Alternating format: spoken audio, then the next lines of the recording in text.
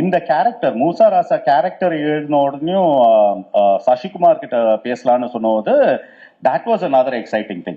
ஏன்னா we clearly remember சுப்பிரமணியபுரமோட first day first show காலேஜ்ல இருந்தோம் நினைக்கிறேன். we were already working yeah we are not that young. So சுப்பிரமணியபுரமோட first show வந்து உதயம் தியேட்டர்ல போய் பார்த்தோம். அங்க சசிகுமார் சார், ஜே, அமீர் சார் எல்லாம் அங்க வந்து நாங்க எல்லாரும் ஃபர்ஸ்ட் ஷோக்கு வந்திருந்தாங்க.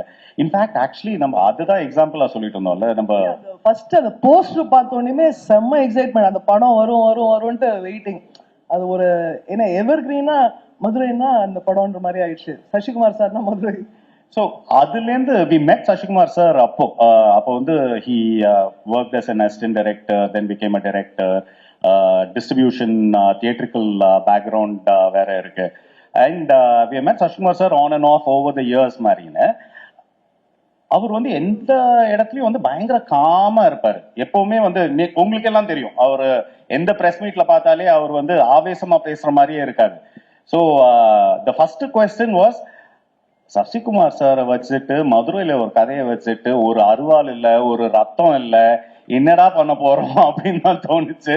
பட் சசிகுமார் கிட்ட ஒரு 5 நிமிஷம் பேசினா தெரியும் ஆக்சுவலி அவரோட கேரக்டர் வந்து மூசா ராசா கேரக்டருக்கு ரொம்ப க்ளோஸ் அப்படின்னு. So that was another big milestone for us.